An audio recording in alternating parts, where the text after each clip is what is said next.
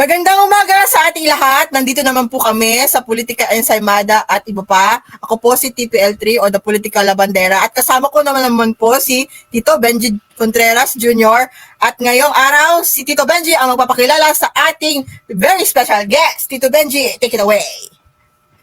Magandang araw mga kaloyalista, ka-PBBM supporter at mga pumangkin. Andito naman po tayo at meron po tayong special na bisita. Pangalawa na ito dito sa Politika Ensaymada at iba pa. Walang iba kundi si Admin Rich. Hello po sa lahat ng manonood ng Politika Ensaymada at iba pa. Sorry, medyo na-late kasi yung aking browser, parang naglolo ko. At least nakapasok. Salamat po sa pag-guest ulit dito sa akin. Welcome back. Welcome back, Tita Admin Rich. How are you? How are things? Madami tayong mga pag-uusapan ngayong araw na naman. Magsimula tayo sa nung Lunes, Tito Benji. Anong nangyari nung Lunes? May sumabog. May sumabog mga kaibigan ng fake news na naman galing sa kampo ng kabilang doon sa kabila. Fake news po! Yung pagsabi na nag-walk out daw ang mga flag officers or mga general ng AFP sa isang command conference na naganap noong July 4, 2024. Tapos, ano nangyari, Tito Benji? Kinalat yun nila sa, baka kinalat yun, kalat yun sa kabilang kampo na winock outan daw, o winock outan or umalis sa isang command conference ang mga flag officers ng AFP, si PBBM. Tito Benji, is it true? Linawin ko lang, ang pagkasabi sa nila, fake news, ilang general lang. Sabi nga, detalyado yung ginawa ng Jose Alejandrino, yung doon sa Espanya. Lahat po, mga nung Lunes, lahat po yan laman ng mga didisit na vlogger. Lalo na yung mga matatanda na parehas ko, na mas matanda pa sa akin, si Sonsa, si Alejandrino. Yan, ito ang pinagmulan si Macanas. Retired general ata yan ng army. Pero siya po ang pinagmula ng fake news na sabi nag-walk out yung ilan, general. Hindi naman po lahat, ilan lang. Tito Benji, general ang nag-walk out. Sabi nga, doon sa nabasa ko, nung nagsasalita daw, ang sabi si PBBM. Pero ang iba naman, sabi si Gibo. Pero ang karamihan sa DDS ay sinasabi si PBBM. May mga post pa nga sila na time to writing on the wall, nakikita na kaya mag-resign na. Ito sabi nung nagsasalita daw yung isang mataas na opisyal ng gobyerno ay nagtayo daw yung isang mataas na general, top ranking general, at nagsaludo at nag-umingi ng permission to leave. At tapos nang umalis yun, meron din pong ilang general na sumama sa kanya. Hindi po natin alam, pero ilan lang. Hindi naman po majority. Yun po ang fake news ng mga DDS na yan. Pero pinasinungalingan po yan. Unang-una, yung spokesperson ng Armed Forces, si Colonel Padilla. Tapos, nung pangalawa, yung Navy, si Rear Admiral Roy Trinidad. At pangatlo, mismo yung Armed Forces of the Philippines, nag-issue po sila. At in-identify yan si Macanas, isa pong retired Brigadier General ng Army. Isipin niyo po, dating Army, pero sinisiraan dating General. Pero sinisiraan ang kanyang institusyon na Armed Forces of the Philippines. Ang pagkasabi nga, si PBBM ang pinag-walkoutan dahil command conference nung July 4. Pero nung huli, mukhang may iba naman silang kwento. Si Gibo naman daw hindi naman daw si PBBM, kundi si Secretary Gibo Teodoro. Ayaw daw ng mga general kay Secretary Gibo Teodoro dahil gusto nila ang maging Department of National Defense Secretary ay isa pong ex-general o kaya ex-military man. Yan po ang pagkaalam ko. Pero lahat po yan ay fake news. O ikaw, anong masabi mo dyan, Admin Rich? Tita Admin Rich. Doon naman po sila sanay sa paggawa ng mga fake news, di ba? So, Oo. kapag expected na natin yun eh, konting ano lang, konting kibot, meron agad sila mga fake news. So, ako sanay na ako dyan. Kaya sinasabi ko sa mga followers ko, kapag meron kayong naririnig na parang, parang kakaiba, parang hindi naman makatotohanan, huwag agad kayo maniniwala. I-check nyo muna, tanungin nyo yung mga vloggers na pro-admin. Kasi tayo, di ba, nagre-rebuttal sa mga fake news nila. So, ang masasabi ko dito, sobra na talaga silang desperado, no? Na talagang, ang ano kasi nila dito, purpose nila dito, ay para ipaalam sa mga tao na, ayan na, si PBBM ay nag-withdraw na ng support, yung AFP. Parang yung, ito ay naka-inline doon sa plano nila na destabilization. Kasi naniniwala ako na talagang, desidido talaga sila na patalsikin ang ating Pangulo. Diba? Meron nga silang malawakan daw na magiging rally. Yan.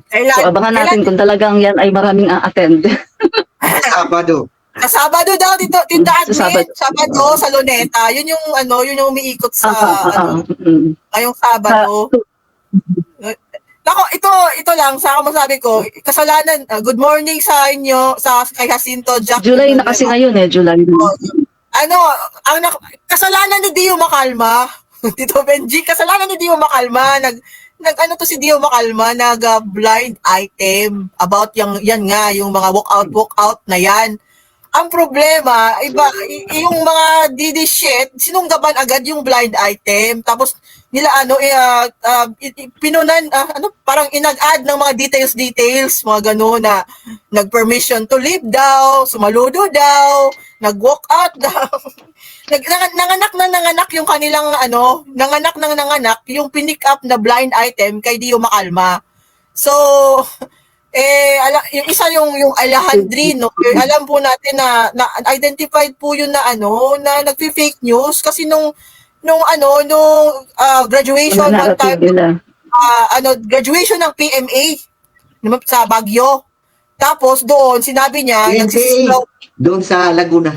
PN Cavite ba yun? Sa PN, sa police ba yun? Or sa police? Yung graduation, sa PNPA sa Silang Cavite na nagsisisigaw daw yung crowd na Duterte, yung mga tao daw doon. Tapos binubu daw yung si Presidente doon. Which is not true kasi may live feed po yung graduation na yun. May live feed po yun. Tapos walang nangyari na ganun na magsisigaw-sigaw sa graduation. Walang nangyaring ganun. Tapos ngayon gawa na naman sila ng fake news na nag-walk out na meron po mga kaibigan, mga pamangkin, meron pong live stream yung July 4 na command conference nyo. May video po kayo makikita, mapapanood nung command conference na yon na sinasabi nila na nag-walk out yung mga flag officers.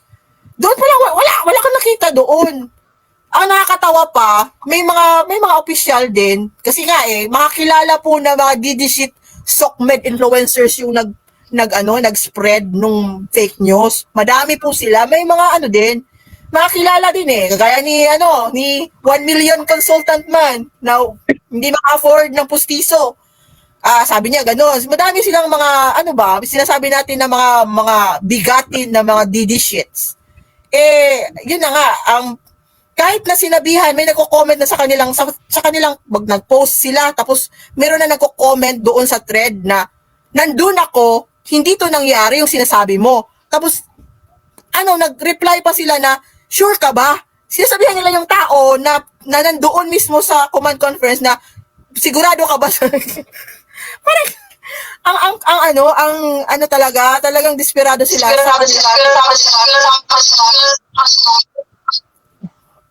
Kasi nga, malawakan na talaga, July na Ang pagkaalam ko, bilyon-bilyon daw yung pundo para sa destabilization laban sa ating PBBM at sa kanyang gobyerno.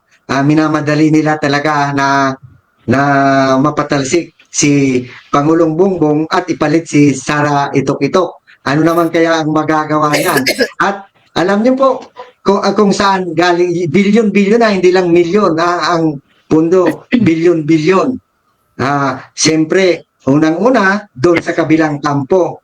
Pangalawa, sabi nga, doon daw sa mga illegal pogo na yan, galing. At pangatlo, siyempre, yung kalaban natin sa West Philippine Sea, yung China. Yun ang nahigingan ko na marami talagang pera ang linalabas para Ano?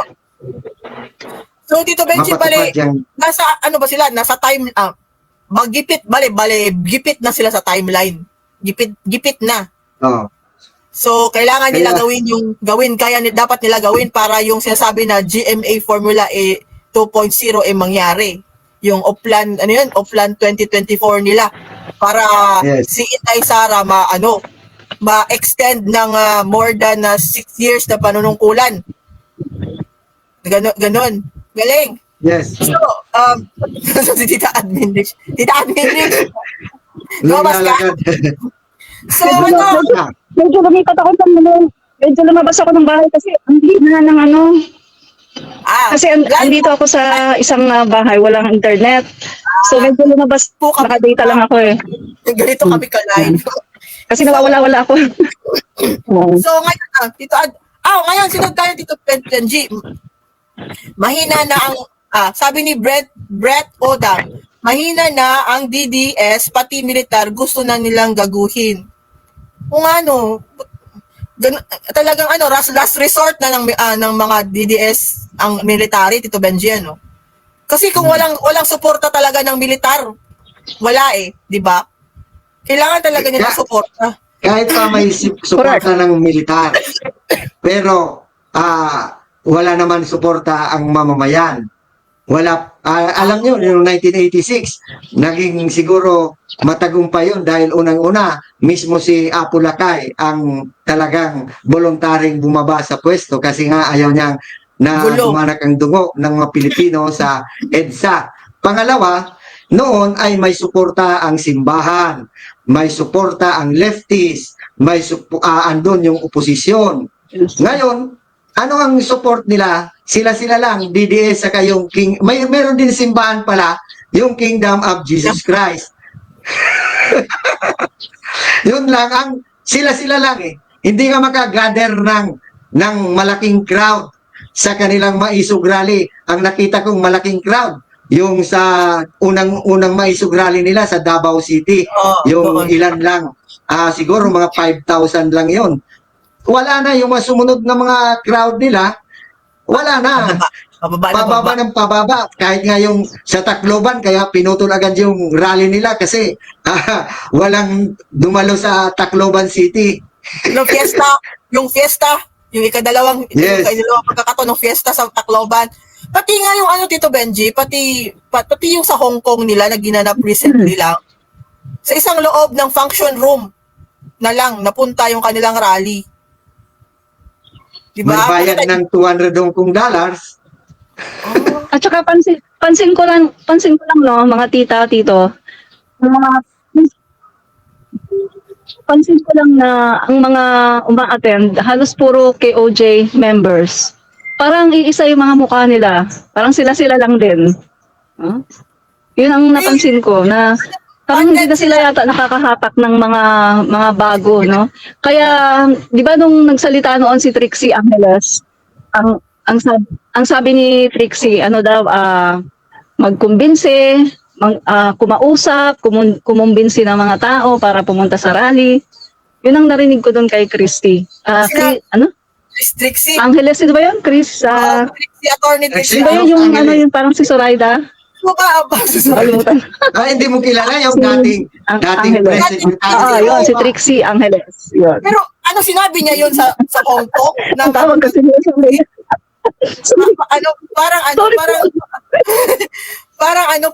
parang kung sinabi niya yan sa... kilala ko pero ko lang siya kasi hindi ko pinapanood, hindi ko pinapalaw.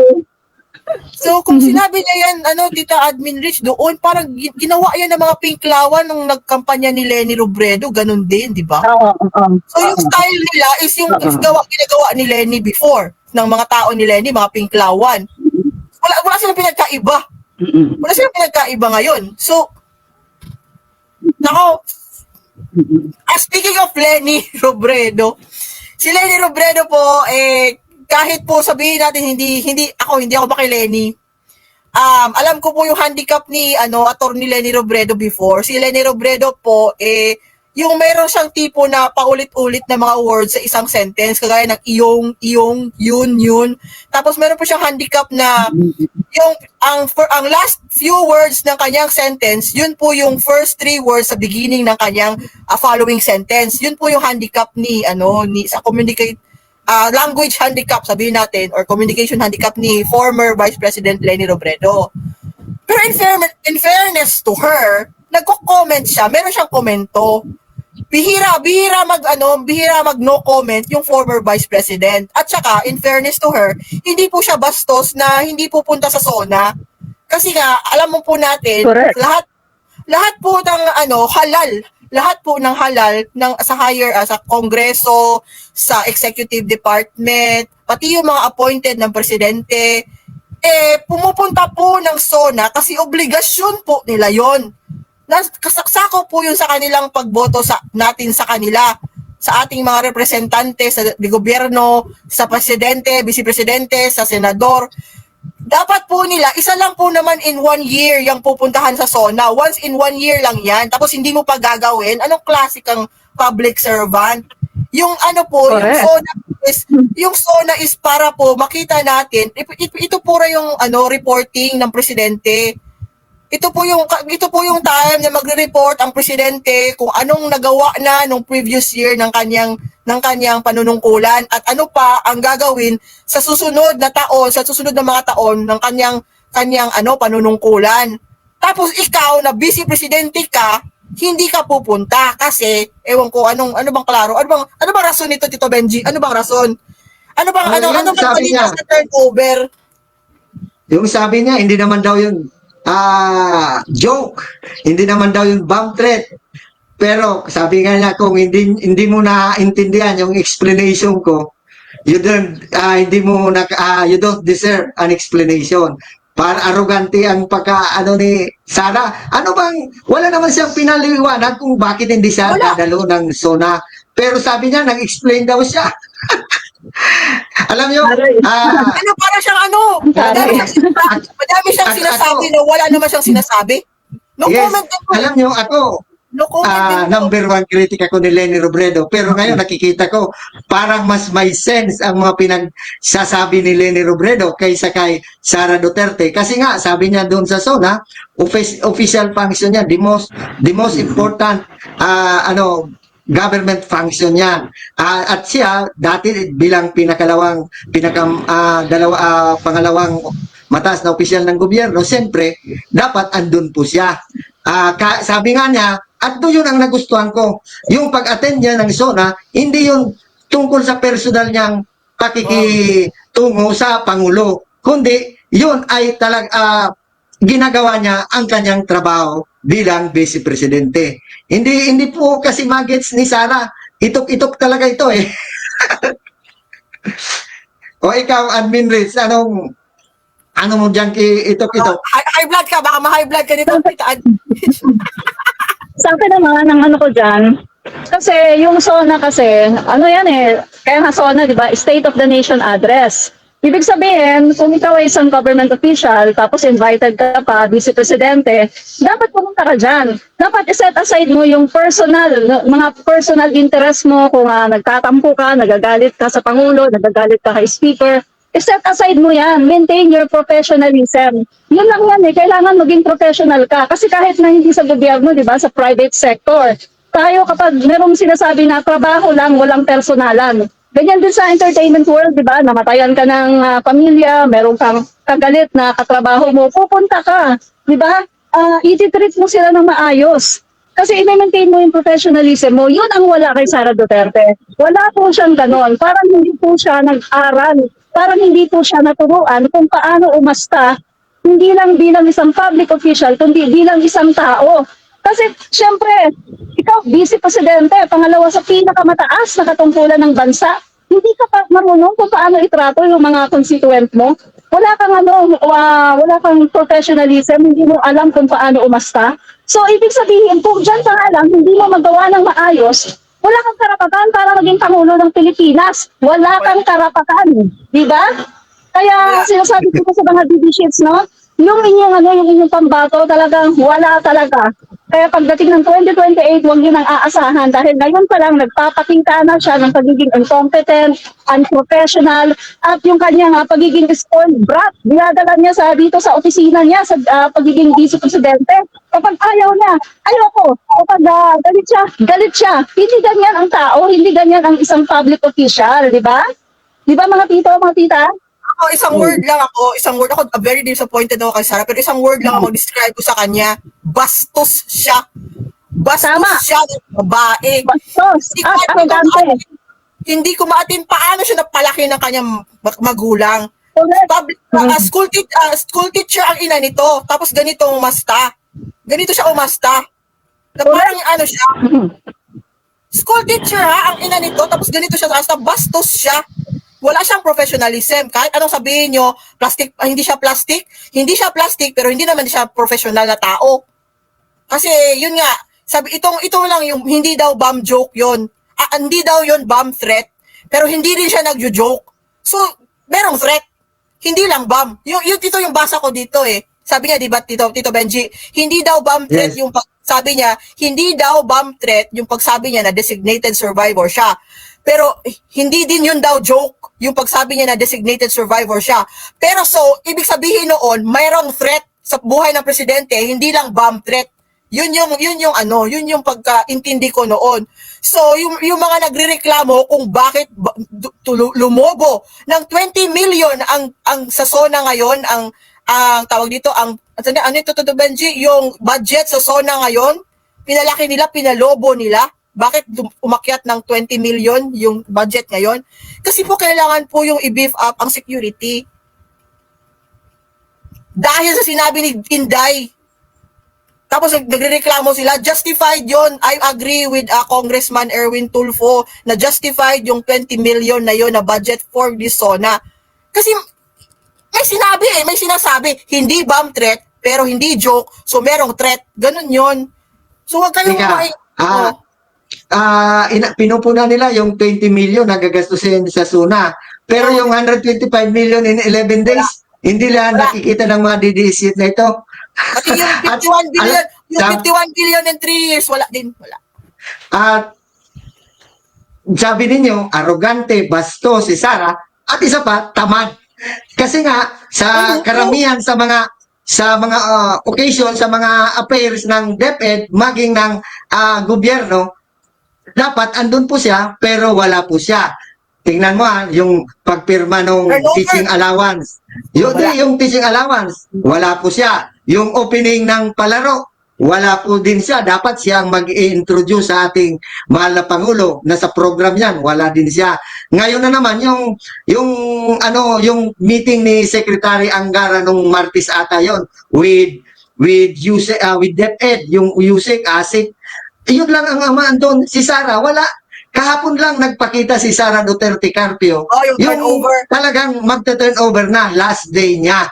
Pero sabi nga, binigyan siya ng 1 month. Sabi niya, kaya nag-design siya nung June 19 at hanggang July 18 ang trabaho niya para may 1 month transition period.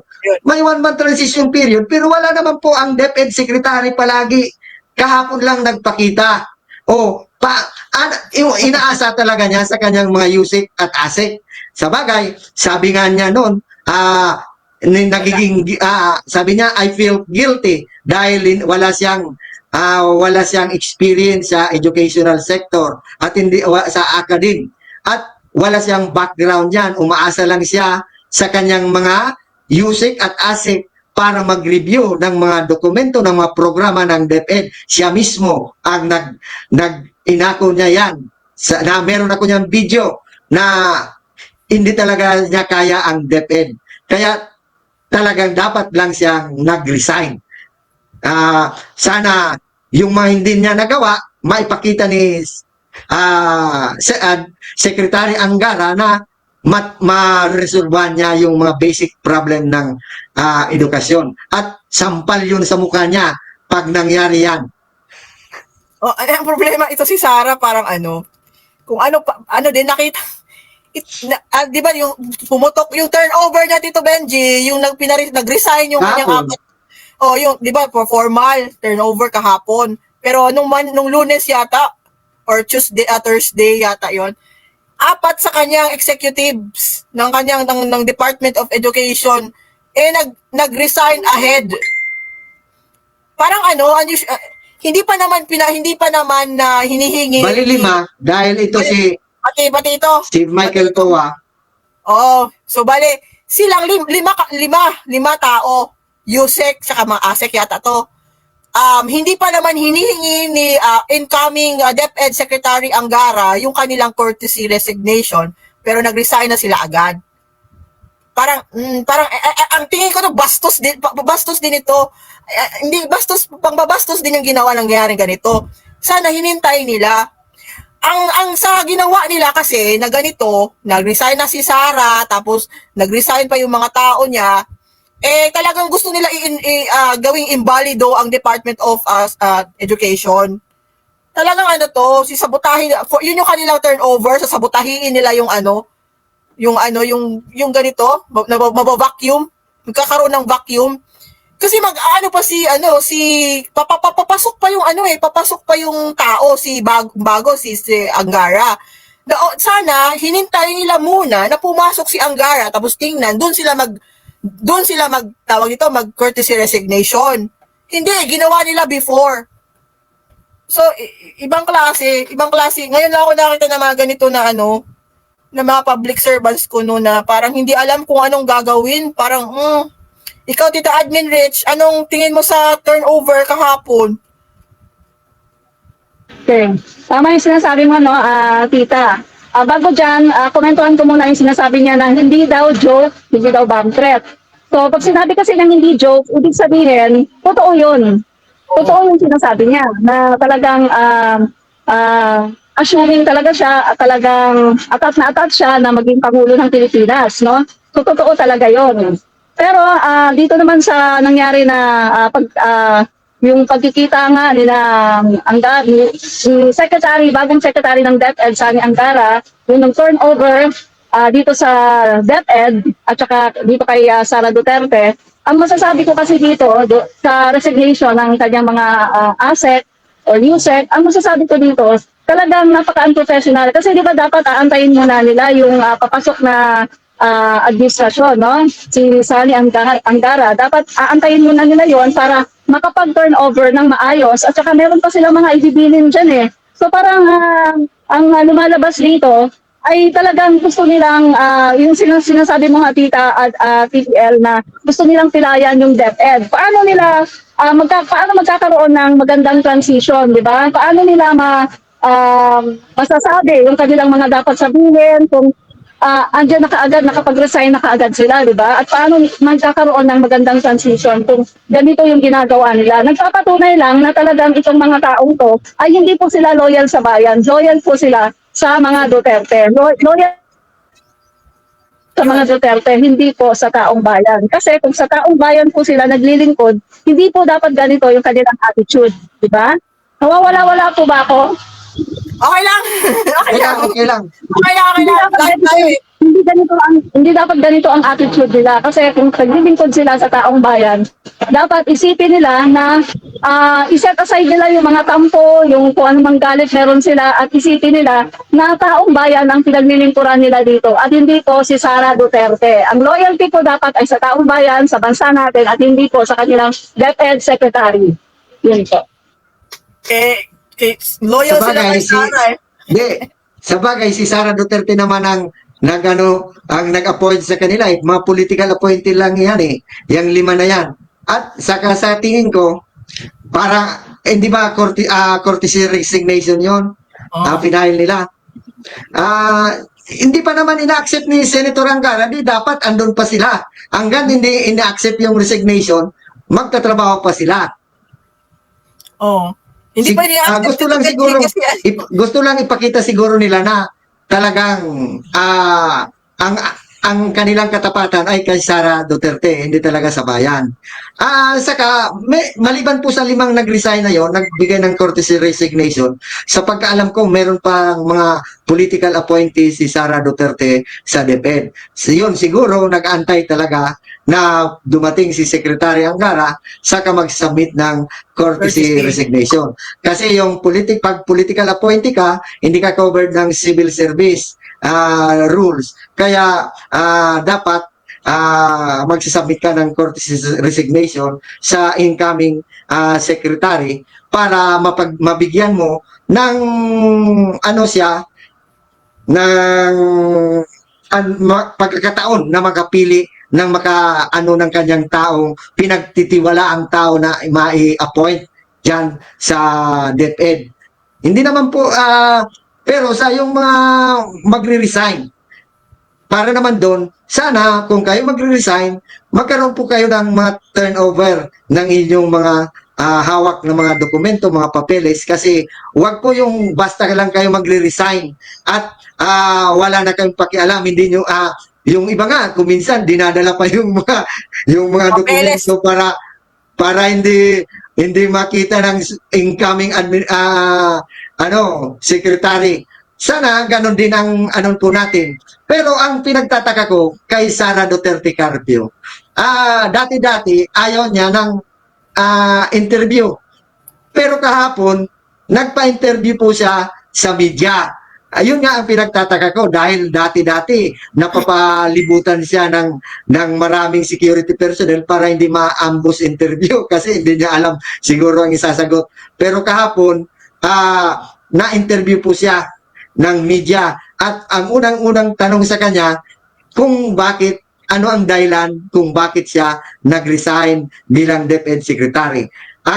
Sa ating pagka-alam, 3 ang binigay niyang dahilan pero hindi po detalyado dahil nga sabi niya pag ididetalyado daw niya ay kailangan ng napakahabang oras. Sabi niya it's a long story. Then ang sinabi lang niya, ang una, personal dahil daw noon pong kinukuha siyang maging katandem ni PBBM, may pinag-usapan sila. Siguro may pinangako si PBBM sa kanya. Ang pagkaalam ko, ang hinihingi ni Sara Duterte Carpio nung magtatandem sila, ibigay sa kanya yung Department of National Defense Secretary. At hindi po yun tinupad ni Pangulong Bongbong Marcos. Pero ang pagkaalam din natin, kinontra po yun ni Presidential Legal Counsel Juan Ponce Enrile, yung ay bibigay kay Sara Duterte Carpio yung pagiging DND Secretary kasi nga critical yung hawak na yan. Departamento yan, hawak niya yung buong Armed Forces of the Philippines. At karamihan, yung mga nagsasagawa ng kudita, ay yung katulad ni Senator Enrile, di ba dati siya ang DND Secretary noon? Siya ang naging leader ng kudita. Kalimitan po yan. Kaya siguro, basing from his experience, hindi niya i-recommenda niya kay PBBM na huwag nang ibigay ang DND Secretary. Masama siguro ang loob doon ni Sara Duterte na hindi ibinigay sa kanya yung DND at sabi niya, noon, May 12, tinanggap niya ang pagiging DepEd Secretary para hindi daw pulaan sila, hindi i-criticize na mayroon na noon friction, meron ng rift ang unit team noon May pagkatapos lang po ng eleksyon. Ang pangalawang rason niya, ano yun? Trabaho daw. Hindi po niya dinetalyado, pero sa tingin ko, kaya po yun ang rason niya, pangalawa, trabaho, dahil hindi po niya kaya ang trabaho sa DepEd. Yun lang. Pangatlo, ang rason pa niya, para sa bayan daw.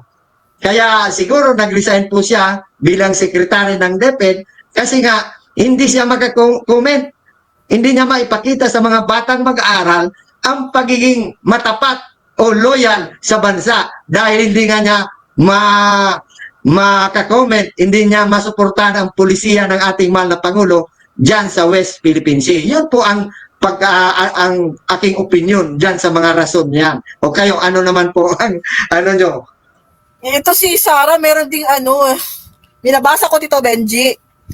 kung si, napapansin ko meron din siyang pattern sa kanyang speech. Kung si Leni Robredo dati, paulit-ulit na yung sinasabi niya, iyon, tsaka iyon. Ito si Inday Sara, meron din palang isang tick. Ano siya, ang inubalik niya, ano siya eh, yung parang, ano siya, inuulit-ulit niya yun. Nawiwirdan ako, bakit ganun? Hindi ko maintindihan, bakit siya ganun? Hindi siya, parang lumalabas ngayon, napapansin natin, kasi Inday Sara, hindi nakakaisip on her feet. Wala siyang ganun. Wala siyang, hindi siya alisto ba sa utak, parang lutang, which is parang si Lenny din dati, parang ganun siya. Ang ako is, yung pagkasabi-sabi niya na kay Angara, kay DepEd Secretary now, Angara na, welcome to the chaos. Sasabihan mo si Angara ng ganun, na welcome to the chaos of DepEd. Ha? Si Angara, mas seasoned politician kaysa sa kanya. Kasi nasabihan niya si Angara ng ganun, welcome to the, what if si Angara, what if he embraced the chaos? Kasi nasa kanya pala yung mga kapabilidad na wala kay Inday Sara pa ayusin yung DepEd. Ano mangyari? Mapapahiya si Inday Sara kung magawa ni Angara yung hindi niya nagawa sa DepEd nang mabilisan pa. Kasi meron na siyang order galing na kay presidente si Angara. Meron na siyang anong gagawin mo dapat, ganito, ganyan. Oh. Tapos ito pa si Inday magsasabi na, ano ba yung sabi dito, Benji? Kung bibigyan ulit siya, hindi, balik tayo kay sinabi ni Enrile, na good advice po yun, sabi ni Enrile, na huwag ibigay ang DND kay Inday Sara na Vice Presidente, dahil yun po ay magiging temptation, para gumawa ng isang bagay na palitan niya ang presidente. Anong ginagawa na ngayon na nga na hindi siya DND, DepEd Secretary, naging DepEd Secretary siya, ginagawa na gani ng kampo nila na patalsikin si PBBM, may oust nila, mag-destab sila, char sila ng destab, na hindi pa nga siya DND. Imagine kung DND Secretary siya, tapos nag-destab, pabagsakin si Presidente Marcos ng ginagawa nila. Di, magulo. So, parang, tapos anong sabi niya dito, Benji? Meron pa siyang pa-comment kahapon na kung bibigyan, may tinanong yata siya, kung bibigyan siya ulit ng isa pang cabinet post sa secretary sa Marcos, kay PBBM, hindi daw siya tatanggapin, hindi daw niya tatanggapin. Ano siya, masyadong presumida siya na tao. Presumptuous. 'Di ba? I mean, ano ko nangyari kay Inday? Ba't ganyan siya? Presumptuous, arrogante, adelantada. I will no longer serve in another Marcos. So, bakit ka na ganito? Bakit ka nag-comment ng ganito? What if walang i-offer sa'yo? Di pahiya ka. Papapahiya ka. Kasi si PBBM, yung tipo ng tao, na kung maayos ka, okay ka, kahit anong pang kulay ka, kung okay, kung tingin ni PBBM na makaka-contribute ka sa kanyang kabinete, sa gobyerno niya, kukunin ka niya kahit ano pang kulay mo. Hindi si PBBM, hindi siya bengador. Walang kabenga-benga si PBBM. Mabait nga talaga siya na tao.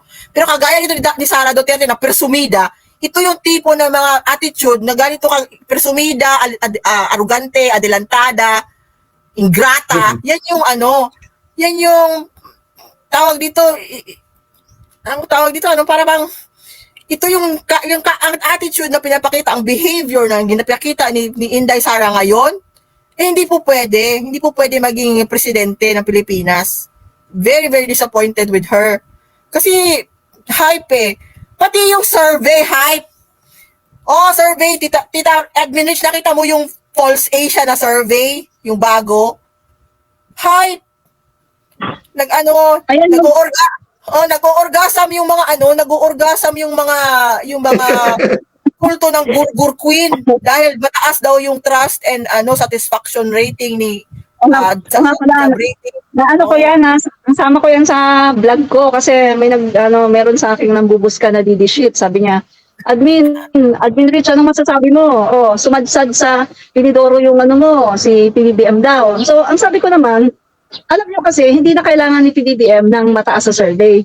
Tumaas man siya, bumaba man, kahit maging zero siya, hindi na niya kailangan yan dahil presidente na siya ng Pilipinas until 2028. Kung sino ang may nangangailangan ng survey, si Sara yon. Kaso unfortunately, lumalabas na ngayon na hindi na si Sara ang nangunguna. Kasi, di ba, nauungusan na siya ng iba. So, ibig sabihin, yan ang i-workout nyo. Huwag yung si PBBM ang inaasikaso nyo. Dapat ang i-workout nyo ay kung paano ni Sara mauungusan si Natulfo. Di ba? So, yun ang sinasabi ko sa kanila na wala yan.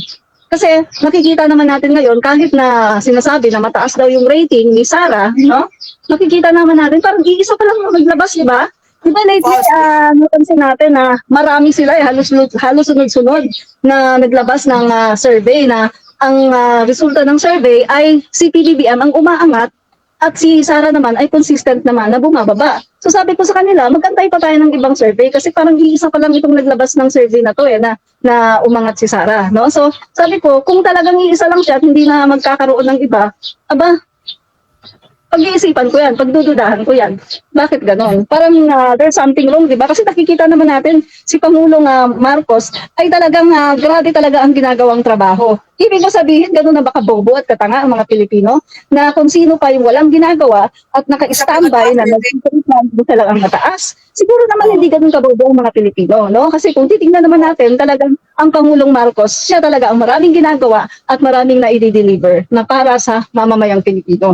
Pinupuntahan na kahit ang mga liblib na lugar para lang bigyan ng tulong. So, sabi ko sa kanila, kahit mag-zero pa yan sa mga survey, pero nasa puso yan ng mamamayang Pilipino. Number one. Yeah? Sila bulag yata itong mga DD sheets. Halos every week, twice a week, si PBBM pumupunta sa, asan siya ngayon? Nasa Pangasinan siya ngayon, right? Galing lang siya sa Palawan, galing siya sa, kahit ang dami lang na pinupuntahan, nagbibigay ng ayuda, mga equipo sa ating mga magsasaka at sa ating mga mangingisda. Yun talaga yung kanyang parang advocacy ni PBBM to prioritize ang at our farmers and our fishermen kasi food security talaga po, mga kaibigan, mga pamangkin, food security po talaga ang highest priority ni PBBM. Pagkain po natin, yun po yung talagang inuuna niya. Bakit kayo magagalit kung inaasikaso ng presidente ang ating food production? Bakit kayo magagalit sa nagbibigay siya ng ayuda sa mga farmers at saka sa ating mga fisher folks? So, Tita at Tito, pansin nyo ba? Kasi pansin na pansin ko yung mga DD sheets, parang dito na lang sila nag-hold on. Survey, 20 pesos na bigas. Sabi ko, wow, dito na lang sila nag-hold on. Kasi nakita nila kapag tinatanong ko nga sila sa live, no, kapag nambubus ka sa akin, tinatanong ko, pakita nga kayo, ano ba ang nagawa ni Sara Duterte na makakapagbigay ng impact talaga sa mamamayang Pilipino o sa edukasyon natin? Wala silang masabi. Kaya dito na lang sila, survey na lang. Survey na lang daw pag-usapan. Meron na lang.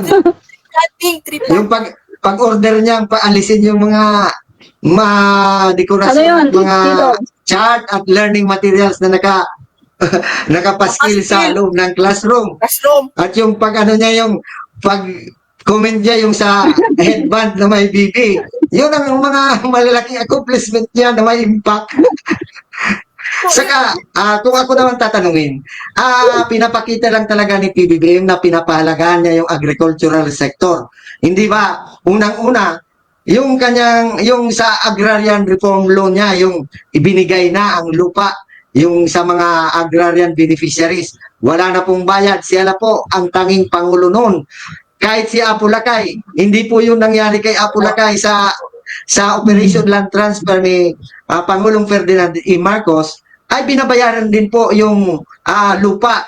Pero ngayon, kay Pangulong Bongbong Marcos, libre na, wala na pong bayad sa gobyerno. Alam na alam po yan dahil galing po ako dyan sa trabaho yan, sa land bank. Yan po ang trabaho po namin. Mag-value, magbayad ng malupang na ng agrarian reform at kami din po ang naniningil ng bayad sa mga magsasaka. Pero ngayon, libre na. Walang bayad. Pati pa tubig, pero maliban pa doon, maliban pa doon, hindi lang talaga agricultural sector ang iniisip ni Pangulong Bongbong Marcos. Iniisip din po niya ang buong mamamayang Pilipino. Kaya nga, yung tariff nung mga imported rice, Tapos nung ibang imported products ay binabaan niya from 35 to 15 lang para maibigay sa mga marginal sector at mga senior citizen, mga PWD na 29 pesos per kilo yung rice. Malapit na sa 20 pesos. At yung para naman po sa buong mamamayan, maka-enjoy po sila ng mas mababang presyo na 5 to 6 pesos per kilo ang ibababa ng bigas. Yun po lahat pong mamamayan sa tulong ni House Speaker Martin Romualdez. Yan po si House Speaker ang nagpakanan yan at pinag-ano po yan na binabaan talaga yung tarif nung o kaya yung mga buwis ng imported, lalong-lalo na yung bigas. Kahit pa nga yung ibang magsasaka, kinontra ito, pero isipin naman po ng mga magsasaka na hindi lang po dapat sila ang bigyan ng pansin, i-prioritize ng gobyerno.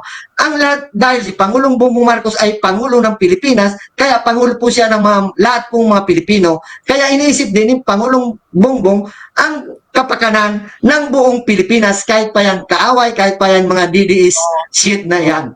Yan po ang ginagawa ng ating mahal na Pangulo. Compared to Sara, wala naman pong ginagawa as Vice President. Palagi lang mga pinapabango lang niya ang kanyang political career, ang political image. Wala naman po. May nakita ba kayong remarkable accomplishment ng Vice President? Yo, mataas yung survey, Tito Benji. ito, galit na galit sila kay itong mga DDCs, galit na galit din kay ito si SMR, si Speaker. Hindi pa rin nila sige lang sila tawag ng tambalos-los. Itong si Speaker, kahit ganyan nila, kahit sila ulanin pa nila ng tambalos-los sa pagtatawag kay Speaker, at the end of the day, si Speaker Romualdez, may ginagawa, nagtatrabaho po. Kahit wala siya sa survey, sabihin na natin na wala sa survey, mas mataas ang survey ni Inday kaysa kay Speaker sa pagtatakbo sa presidency. Pero hindi naman po guarantee ang mataas na survey rating mo ngayon, ikaw na yung magiging presidente sa eleksyon na darating sa 2028. Ito si Speaker Romualdez, nagtatanim po. Nagtatanim siya ng mga good works niya.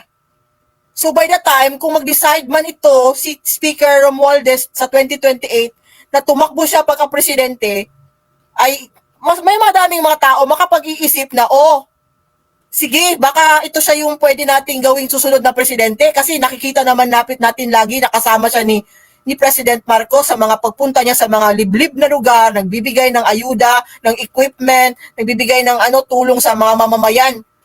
Hindi naisip niyo na mga DD sheets? Sige, i-continue pa nila na siraan itong si Speaker Martin. Pagkatapos dark horse, baka ito pa yung maging dark horse sa 2028 at maging presidente ng susunod na presidente ng Pilipinas, hindi si Inday Sara, na alam na natin ngayong maaga pa na isang pro-China. Walang Pilipino po na boboto ng pro-China. Yun lang po. Meron Pilipino. Ayaw nga pala. Yung mga pro-China ng mga DDS, yun din ang boboto. Majority pala. Tita Admin Rich, ikaw, yung sa survey. Ano masabi mo? Talagang sila, talagang pinaghahawakan talaga nila yung survey na trust rating tsaka high rating. No, parang Sa akin naman, para sa akin, ang nangyayari ngayon kay Speaker Martin, slowly, slowly, ay nakakakuha siya ng support sa mga tao, Yan yung tinatawag na slowly but surely. At saka, alam naman natin, wala pa siyang pronouncement, hindi pa siya nagpo-pronounce na tatakbo siya as Pangulo ng Pilipinas sa 2028. Kaya ang masasabi ko dyan, tuloy-tuloy lang si Speaker, tanim lang siya ng tanim, Tapos, syempre, marerecall ng mga tao yan pagdating ng 2028. Ay, itong speaker na to, ang daming ginagawa. Speaker pa lang siya. Tapos kasama palagi ni PBBM, di ba? So marerecall ng mga tao yan. Tapos andyan na, nag-file na siya ng COC. Ipoboto yan ng mga tao. Kasi nakikita naman ng mga tao na kapag si speaker ang binoto, merong continuity na tinatawag. At nakikita din ng mga tao na kapag dito sila kay Inday Sara Duterte, babalik ang mga JK, magiging province of China tayo, Tapos, andyan na naman yung mga Chinese, free na naman pumasok dito, magkakaroon ng birth certificate, magkakaroon ng Philippine visa, babalik na naman ang mga POGO, babalik na naman yung mga kriminalidad na associated sa POGO at kung ano-ano pang mga tatak Duterte. Kaya, ang masasabi ko, ang laki-laki talaga ng edge ng ating speaker, Martin Romualdez. Ay, may No? lang. Napakalaki talaga ng kanyang chance na manalo, maging Pangulo ng Pilipinas sa 2028 kung tatakbo siya sa pagkapangulo. May nag-comment ito, Yun ang Benji, masasabi ko kanina. dyan. Oh, may nag-comment Sara kanina. Duterte, bye-bye. Wala na pong Sara Duterte naman. Kita Rich, ito, Benji may nag-comment, hindi nga daw niya nakaya, si Inday Sara, hindi nga daw niya nakaya ang chaos sa isang departamento na DepEd. Tapos gusto pa niya pumapasukin yung chaos ng pagpapalakad o mag-govern ng isang buong bansa. Hindi nga niya nakaya yung DepEd tapos gusto pa niya maging DSD. Tapos, hindi na. Tama. Hindi pwede si Inday maging presidente. Si Tito JDB comments pro-Filipino nandito ngayon kasama natin. Sa False Asia, si Sara tumaas ang trust rating. Sa Publicos Asia naman, bumaba si Sara ng malaking puntos na halos sabay ang survey noong June. Hindi sila nag-uusap. Hindi sila nag-uusap. Nag-ano sila, cross line siguro sila, Tito JDB. Saka, hindi naman po assurance yung pagiging mataas ang rating sa survey para magiging Pangulo. Noong yung 2022, pinakamataas si Sara Duterte. Hindi naman siya kumandidatong Pangulo kasi takot niya, alam niya na hindi niya kaya ang maging Pangulo ng Pilipinas noon. Dahil alam niya, nakita niya si Pangulong Bongbong Marcos, siya po ay nag-giveaway siya kay PBBM. Hindi po pinilit si Sara dahil nga gusto noon ni Duterte, ni Digong na pakandidatuin si Sara pero hindi nga ayaw nito dahil alam niya ang kanyang kapasidad. Kaya hindi po yan, yung survey na yan. Isipin nyo, noon pong 2016, nung una, si Binay ang nangunguna, malayong-malayo ang numbers ni Binay sa ibang mga kandidato. Bakit pagdating ng eleksyon, number 5 po si Jejomar Binay noon. Kaya hindi po yan, si Grace po din. survey na yan. Si Grace po din, ganun din nangyari sa 2015-2016, si Grace po, Tito Benji, di ba? Remember mo si Grace po? Nagtatap Yes. din si Grace po sa mga survey nung mga panahon na yon. Babangong. Mabango si Grace po. Ano nangyari? Nasira si Grace po kasi nga yung kanyang foundling issue. Yun talaga yung binirahan sa kanya, yung pagiging yung foundling. Hindi alam natin kung ano talaga siya, natural. Naging kasi siyang US citizen. So, naging sketchy din yung background ni Grace po. Pero nung mga panahon yun, mabango si Grace po. Nagtatap yun sa survey. Ano nangyari? Talo man si Grace po. Si Duterte, noong 2015, 2016, hindi po yun nag-figure sa mga survey. Pero nanalo. Di ba? So ngayon, si Inday Sara na number 1 sa mga survey, pinagyayabang na nila na malaki yung chance na maging presidente sa 2028.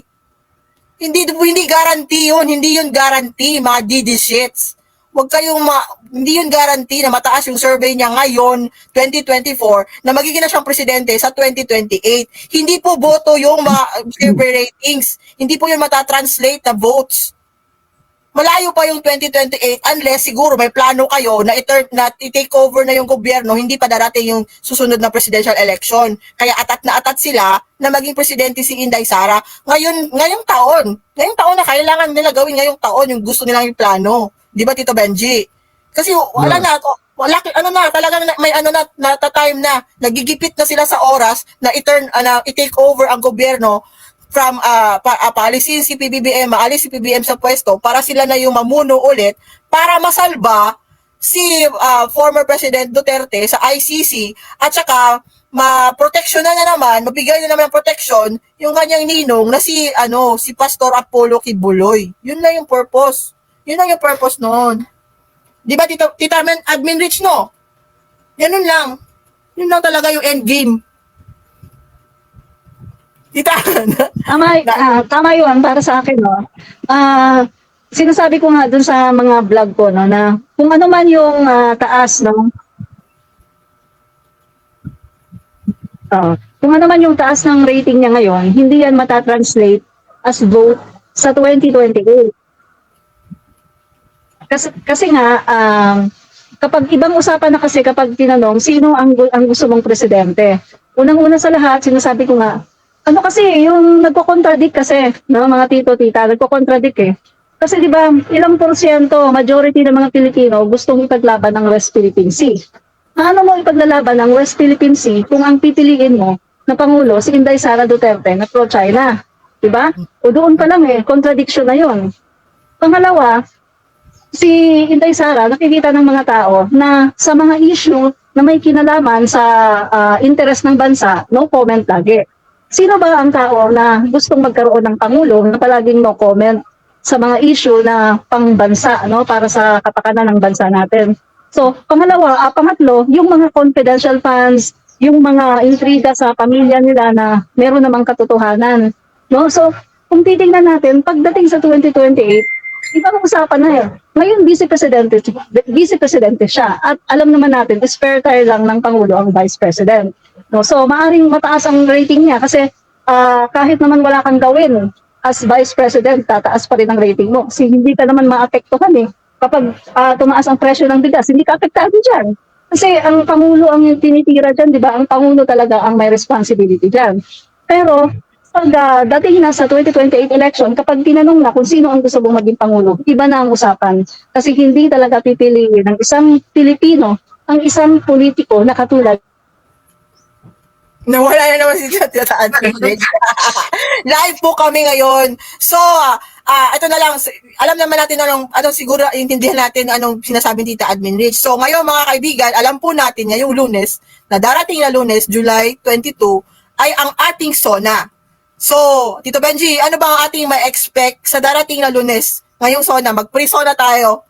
Ano yung mga Siyempre magre-report si PBBM sa kanyang mga nagawa at yung mga priority bills na naging batas. Alam nyo, dito natin nakikita sa mga priority, 17 priority bills nung SONA nung 2023 ang inano ni Pangulong Bongbong Marcos. Pero ang lahat ng 17 priority bills ay naipasa na sa House of Representatives. Ilan lang ang naging ilan lang ang naging batas sa 17 priority bills, 3 lang ang naging batas na. Yung 14 ay andun po sa Senado. Pending yung iba sa bicameral pero hindi pa po nagiging batas. Ibig sabihin lang yung leadership ng Senado noon talagang mabagal. Hanggang ngayon nga yung yung amendment, di ba yung economic amendment, yung resolution of both houses number 6 sa Senado, wala nangyayari. Pero sa House of Representatives, yung resolution of both houses number 7 na counterpart ng economic amendment sa Senate ay naipasa na. Pinapakita lang dito na noon, siguro hanggang ngayon, mahina ang leadership ng Senado at yung mga senador ay iba po ang mga priority binibigyan. Iba yung nila, iba yung priority. Si Robin Padilla, pamumulitika lang at pag-iipan ang priority. Si Bato de la Rosa, mas binigyan niya ang priority yung walang kabuluhan na PDLX. PDLX. At yung iba, tingnan mo, approve po yan 17 priority bills ni Pangulong Bongbong Marcos, lahat na po yan napasa sa House of Representatives. Pero hindi 3 lang ang naipasa sa Senado at naging batas. Ibig sabihin dapat talaga, mag-double time si Cheese. That reflects the quality, leadership sa Senate ng institusyon. Ikaw, anong tingin mo?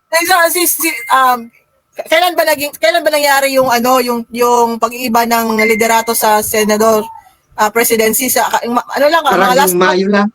May lang no Tito Benji no or June. So si Cheese kailangan nito galingan ni Cheese. Double time si Cheese dapat nito yung ginawa nito kasi hindi maganda pala, hindi pala effective ang Senate presidency ni Migs. So, kaya hindi ako nagtataka bakit nakasabi si Speaker Martin Romualdez one time na mahina daw yung mahina yung Senado. Bisaya yun na term, hinay kaayo, na-frustrate si Speaker Martin kasi sila doon sa lower house talagang trabaho talaga. Tapos pagdating doon sa Senado, ma-stuck. So, asa naman si Tita Admin Rich? So, mga pumangkin, kung meron po kayong oras sa Lunes, atin po subaybayan yung SONA ng ating presidente anong oras ba yun, Tito Benji? Sa Monday? Alas 4 ata. Alas 3, alas 4 ng hapon, sa Lunes po, ang SONA ng presidente. Kung kayo po interesado at meron kayong sa bayan natin, makinig tayo sa sasabihin ng presidente sa Lunes, sa SONA, sa kanyang report, ang State of the Nation Address. So, doon sa mga hindi pupunta doon, bahala sa buhay. Yung mga dapat pumunta na ayaw pumunta dahil mahiya kayo sa oposisyon, di ba Tito Benji? Yung mga nagsabi na hindi sila pupunta, na dapat sana sila pumunta kasi obligasyon nila bilang public servant, halal ng bayan, na mataas posisyon, kagaya ni Inday Sara Duterte, mahiya siya na si Bato din hindi daw pupunta. Masakit daw ang tuhod. Masakit yung tuhod. Mahiya po kayong mga nagsabi na hindi pupunta dahil for whatever reason, pero obligado sana sila pumunta. Mahiya kayo sa oposisyon. Kasi yung oposisyon, pupunta po yung mga taga-oposisyon doon. Kagaya si Coco Pimentel. Hindi, sabi ni Coco Pimentel, at saka si Rizal Ontiveros pupunta. Hindi daw sila takot sa designated survivor na hindi joke. Na hindi bomb threat, na hindi joke. Wala si Inday, wala na si Inday. So, Tito Benji? Magbasa tayo ng mga comment. May pinoprotektahang oligarchs at mga Chinese pa mga senador. Parang except yung komite ni Risa Hontiveros saka ni Sherwin Gatchalian, which is commendable yung ginagawa ni Sherwin, na-impress ako sa ni Sherwin, sa investigative skills ni Sherwin Gatchalian, as in yung sa Go issue na yan. Hindi natin matatalakay kasi masyado ng sa ibang time na natin po pag-usapan yung Alice Go. Tara, mag-survey din tayo. Sabi nito JDBC, sino-survey natin? Kasi baka sa China nag-survey yung False Asia. Baka dun sila sa nag-survey, kaya mataas yung rating ni Inday. Survey tayo sa Ilocos. Sa Mindanao. Sasabayan daw ng SONA ni PBBM ang nausog. Magrarally sila? Hindi, sabi sa 20. Akala ko Saturday yung kanilang mausog sa 20 sa Sabado. Paano yun? Parang meron din silang sa labas.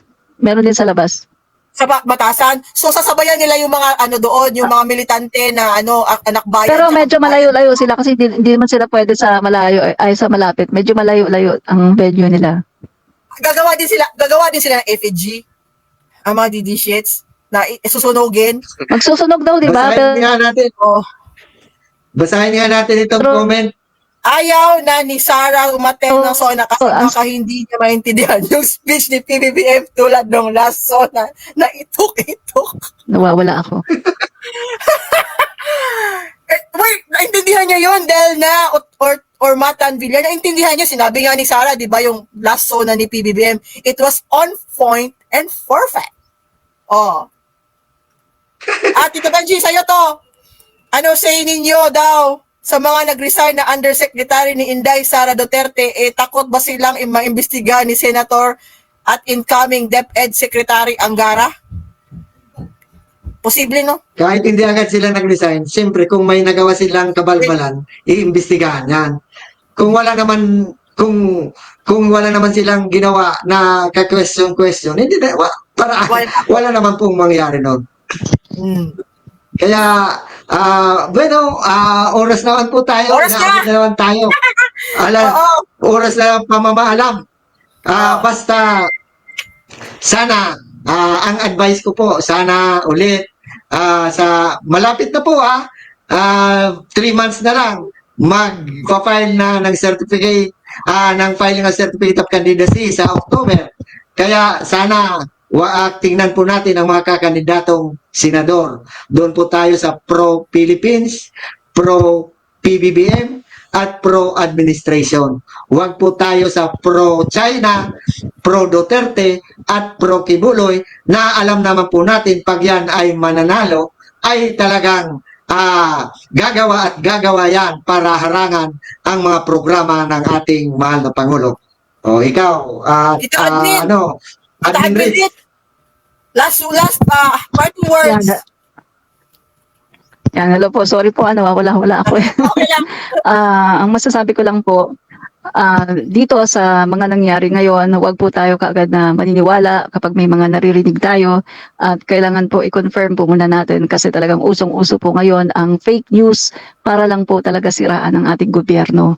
Patuloy po nating suportahan ang ating Pangulo sa lahat po ng kanyang mga layunin dahil iisa lang naman po ang gusto ng Pangulo natin, ang dalhin tayo sa isang maunlad, mapayapa na bagong Pilipinas. Yan lang po talaga. Paano po tayo magiging mapayapa at maunlad kung sasama tayo doon sa isang grupo na napakagulo? Sila po ang major problem dito sa Pilipinas. Kung wala po sila, ay maayos na po ang Pilipinas, ang bansa natin. Dinidistract nila ang Pangulo natin, pero maganda po dahil ang Pangulo natin hindi po siya nagpapadistract. Kita nyo talagang focus siya sa lahat ng kanyang mga ginagawa, sa kanyang mga layunin. Kaya saan po natin sa State of the Nation address ng ating Pangulo sa Monday, alas 4.